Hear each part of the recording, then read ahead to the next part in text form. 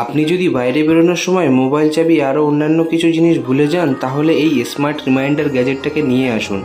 না এটাতে ইন্টারনেট লাগে, না এটাতে কারেন্ট লাগে, শুধু সুইচ অন করে দরজার কাছে লাগিয়ে নিন। তারপরে কেউ যদি বাইরে যায় তার পাশ দিয়ে, তো এটাতে থাকা হিউম্যান সেন্সর ডিটেক্টর অটোমেটিক আপনাকে সংবাদ দেবে যে আপনি কি ভুলে যাচ্ছেন, এবং এটাতে ভয়েস রেকর্ডও করে রাখতে পারবেন।